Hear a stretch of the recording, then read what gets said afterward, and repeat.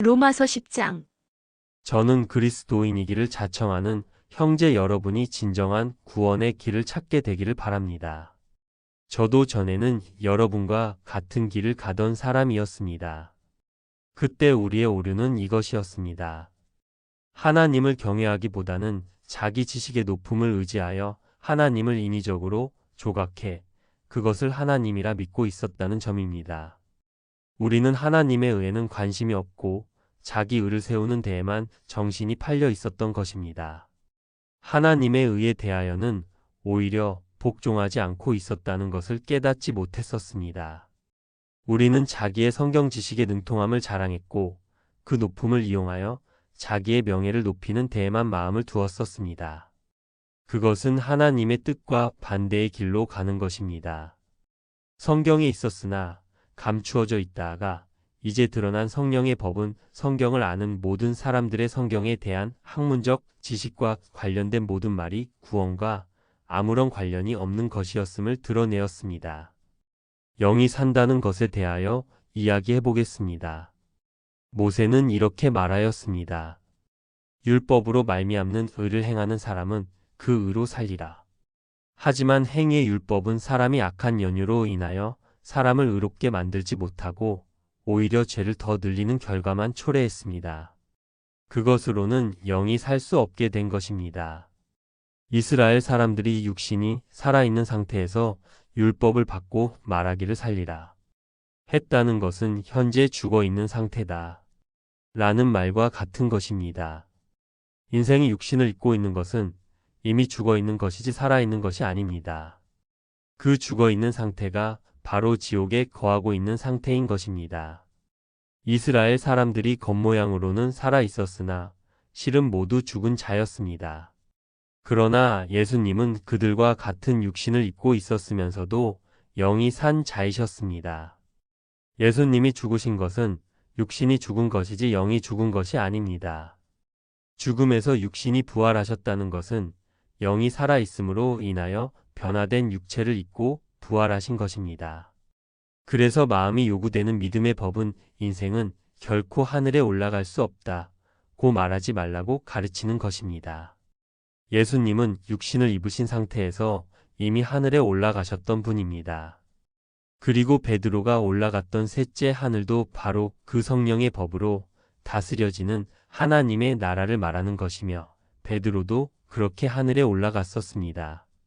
그런데 어떻게 천국을 죽어서 가는 곳이라고 말하는 것입니까?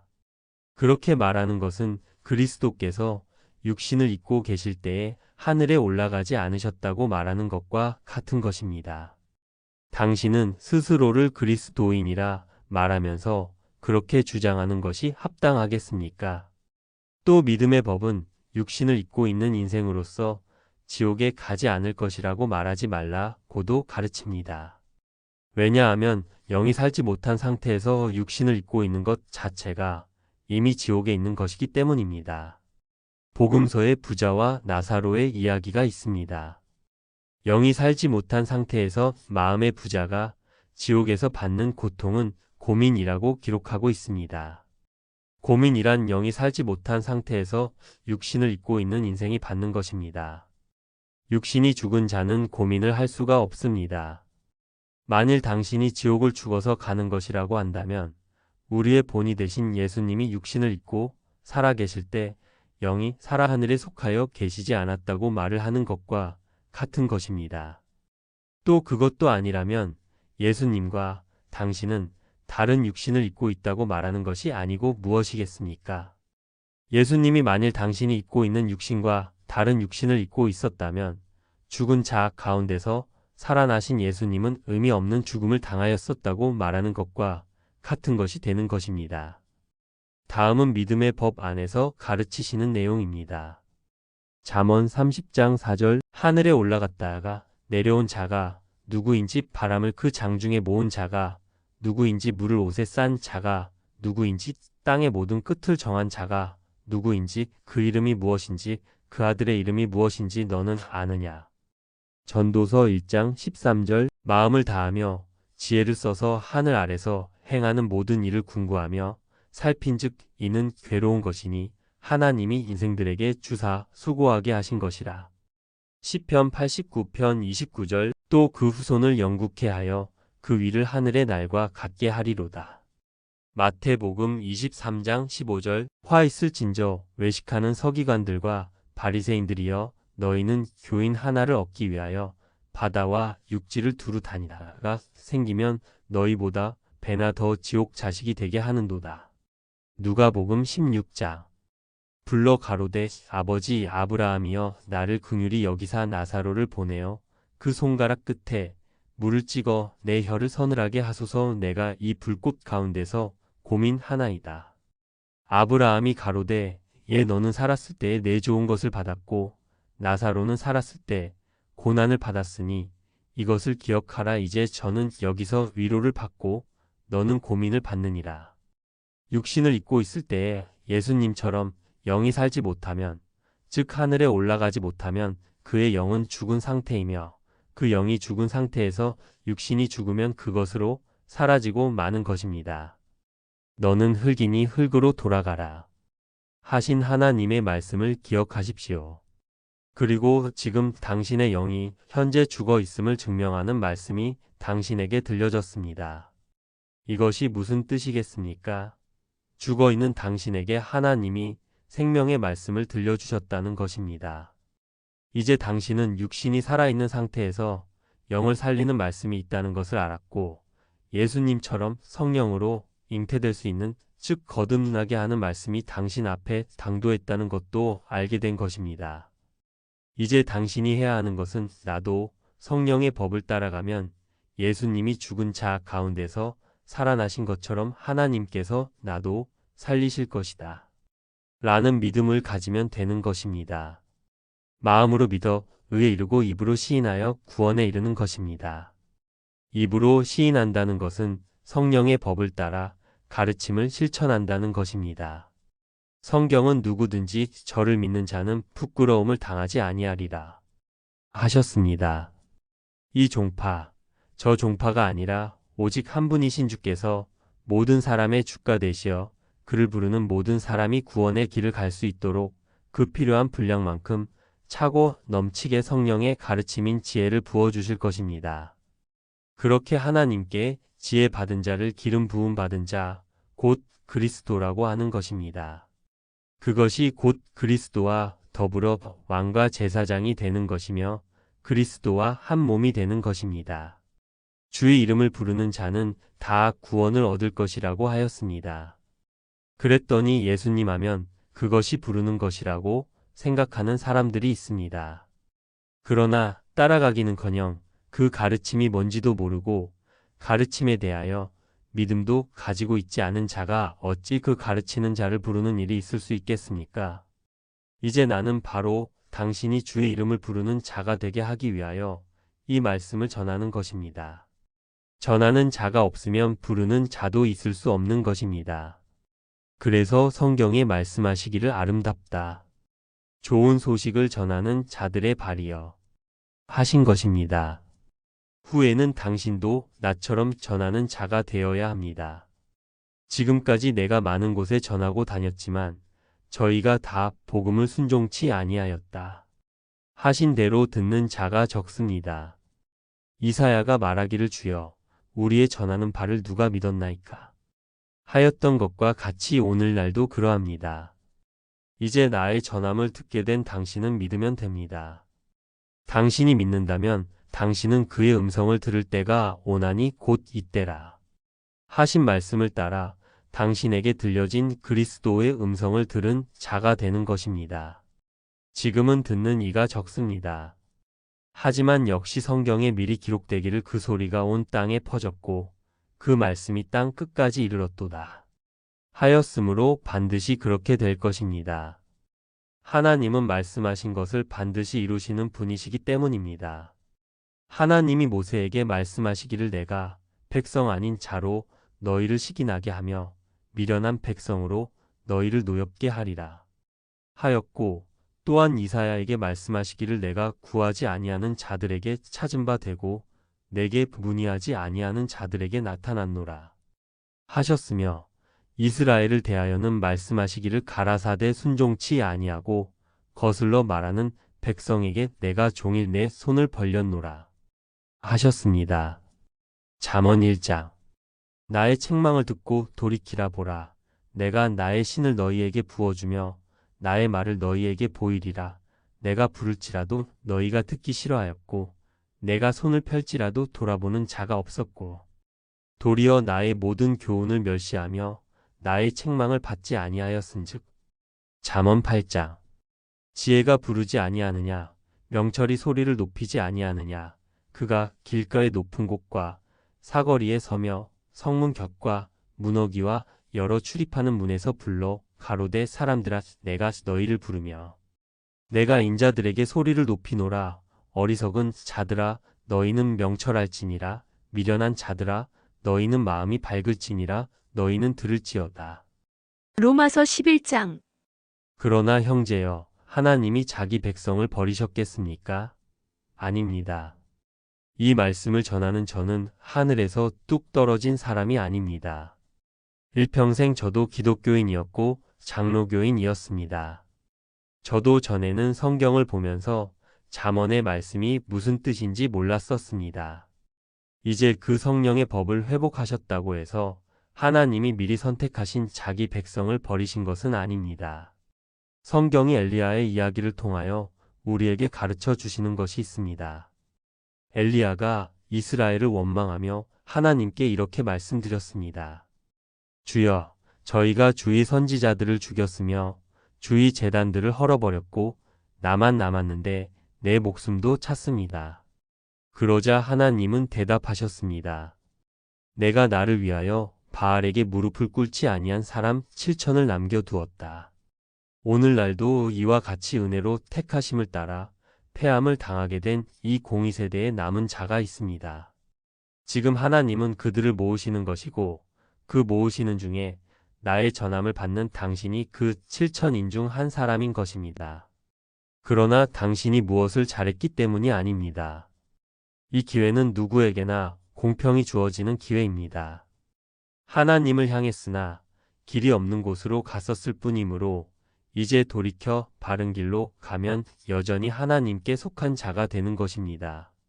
만일 당신이 무엇을 잘해서 기회를 제공받은 것이라면 그것은 은혜라고 말을 할 수 없습니다. 받을 만한 것을 하고 받은 것이니 말입니다. 하지만 누구도 믿음의 법을 알지 못하는 상태에서 그 성령의 법에 합당한 자가 될 수는 없습니다. 그러므로 당신이 지금 이 말씀을 듣게 된 것은 하나님의 은혜로 인한 것입니다. 당신이 이 말씀을 받아들이지 않는다면 결국에는 그리스도를 메시아로 인정하지 않은 이스라엘 사람들처럼 완악해질 것입니다. 하나님은 당신을 택하셨습니다. 이 말씀을 읽고 있다는 것이 그 증거입니다. 그러나 그 택함을 입는 것은 당신의 자유의지의 몫입니다. 같은 말을 듣고도 듣지 못하는 자는 성경에 기록된 바와 같이 하나님이 오늘날까지 저희에게 혼미한 심령과 보지 못할 눈과 듣지 못할 귀를 주셨다 하신 것과 같이 선을 위한 필요악으로 존재하게 되는 사람으로 남게 되는 것입니다. 마치 선악과처럼 악이 없으면 선이 인지가 안 되기에 그들은 존재하는 것입니다. 그래서 믿음의 법은 악인은 와서 의인의 대신이 되느니라 라고 가르치는 것입니다. 다윗이 그 대적에 대하여 말하기를 저희 밥상이 올무와 덕과 거치는 것과 보응이 되게 하시고 저희 눈은 흐려보지 못하고 저희 등은 항상 굽게 하옵소서 하였습니다. 지금까지 세상에 속하여 살면서 이루어 놓은 자기 밥상에 마음이 가 있는 자들은 그것을 지키기 위하여 예수님을 십자가에 단 것처럼 당신을 핍박할 것입니다. 그리고 그들의 눈은 흐려보지 못할 것이며 그들은 여전히 하나님에 대하여 구부러진 길로 갈 것입니다. 선택의 기회를 받은 당신은 완전히 패해진 상태가 아닙니다. 그러나 스스로 완전히 패함을 당한 상태가 된다면 당신도 믿고 따르는 자들을 시기하는 자가 될 것입니다. 패함을 당한 당신의 시기심은 의인들이 길을 가는 데 있어서 받아야 하는 핍박을 주는 것이 되어 당신은 의인의 대신이 되는 악인으로 남게 될 것입니다. 그래서 성령의 법을 믿지 못하는 자들에 대하여 말하기를 필요하기라고 하는 것입니다. 그 넘어진 자들로 인하여 세상에는 의인이 넘치게 되고 하나님의 말씀은 충만하게 되는 것입니다. 하나님은 그렇게 그들의 넘어짐과 실패로도 선한 결과를 내시는 분입니다. 지금은 성령의 법보다 그들이 지어낸 말이 더 충만한 상태입니다. 그것은 이 세대의 하나님의 선을 이루는 수단으로 작용할 것입니다. 기독교인들에게는 이 정도로 말을 마칩니다. 이제부터는 인생들이 말하는 정통 교단에 있지 않던 분들에게 말씀을 드리겠습니다. 본래 필자의 역할은 여러분에게 말씀을 전하는 것입니다. 이사야에 기록되기를 정통이 패역함으로 그 정통에서 멀어져간 자들을 불러 그들을 회복하시는 공의의 관장자로 쓰시겠다 하셨습니다. 물론 그 말씀에는 정통에 속한 자들에게 시기가 나게 하여 그들 중에서 얼마라도 구해내시기 위한 하나님의 사랑도 들어 있습니다. 하나님으로서는 이미 스스로 자기의 생명을 버린 그들을 버리는 것이 인생과 화목하게 되는 유일한 방법이 됩니다. 그래서 그들을 겉으로도 폐하시는 것입니다. 하나님과 멀어진 인생이 다시 하나님과 화목하게 된다는 것은 곧 죽은 자 가운데서 다시 살아났다는 것을 의미합니다. 그리고 그 후에는 어떻게 자기를 처음 익은 열매가 되게 하느냐에 따라 좋은 열매가 되기도 하고 나쁜 열매가 되기도 할 것입니다.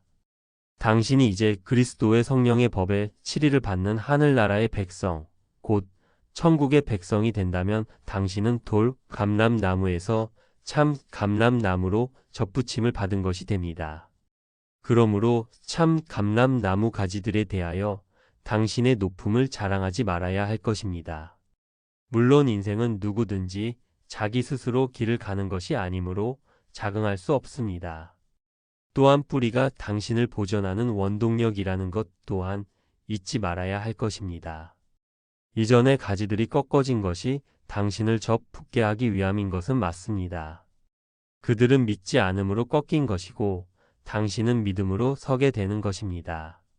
그러나 또한 그들이 꺾인 것과 같이 당신 또한 그릇된 길로 간다면 꺾일 수 있다는 것을 생각하여 두려워하는 마음을 잃지 말고 길을 가야 할 것입니다. 또 자신이 이미 꺾인 자라 인지한 정통에 속했던 자일지라도 그가 그 길에서 돌이켜 성령의 법으로 향한다면 그는 다시 접붙임을 얻게 될 것입니다. 당신처럼 원가지가 아니라도 접붙임을 받으니 그들이야 말할 나위 없는 것은 당연한 것입니다. 형제여, 당신이 지혜 없는 자가 되는 것을 내가 바라지 않으므로 이것을 알려드립니다. 여러분과 같은 이방인을 부르시는 시기는 계속되는 것이 아닙니다. 하나님이 계획하신 수가 충분히 차게 될 때까지만 계속되는 것입니다. 수가 차는 그때가 되면 하나님은 그 부르신 자들을 일꾼으로 만드실 것입니다. 그리고 그들로 하여금 패함을 당한 이 세대 중에 남아있는 하나님의 백성들을 모두 불러 모으시려는 것이 하나님의 계획입니다. 하나님은 모든 일에 인생이 이해할 수 있는 이성적 논리를 적용하십니다. 먼저 된 자 없이 나중된 자들이 있을 수 없으며 무질서한 무리가 아니라 말씀으로 질서를 잡으시기 위하여 먼저 부르신 자들이 있고 나중에 부르시는 자들이 있게 하시는 것입니다.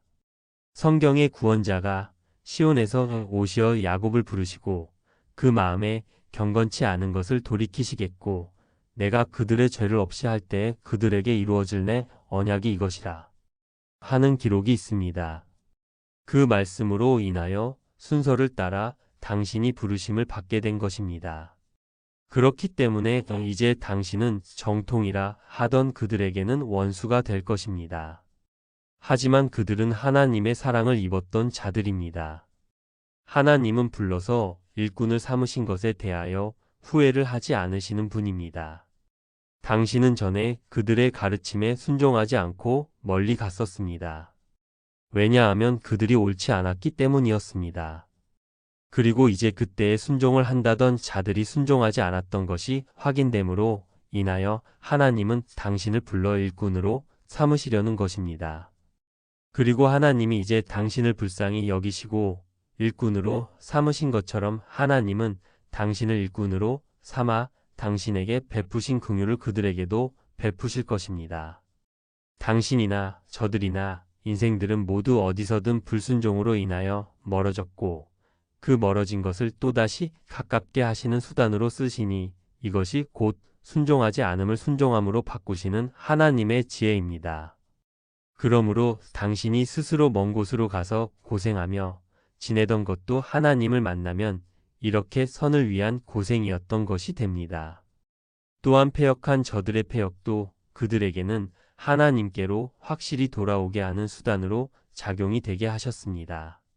이렇게 하나님은 인생의 악한 가운데에서 선을 이루시는 분입니다. 하나님의 지혜와 지식의 깊이는 인생이 헤아릴 수 없으며 그 지혜와 지식으로 행하시는 판단은 인생이 측량하지도 못하며 행하시는 길을 알 수도 없습니다. 이러하니 어떤 인생이 하나님의 일꾼이 된 후에 나의 노력이 하나님께 도움이 되었다 고 말할 것이 있겠습니까? 모든 것이 주에게서 나오고 주로 말미암으며 주에게로 돌아가는 것입니다. 당신 또한 그러합니다. 그러므로 이제 길을 가게 된 당신은 앞으로 당신이 무엇을 해서 하나님께 갚아드리겠다는 마음을 갖지 말아야 합니다.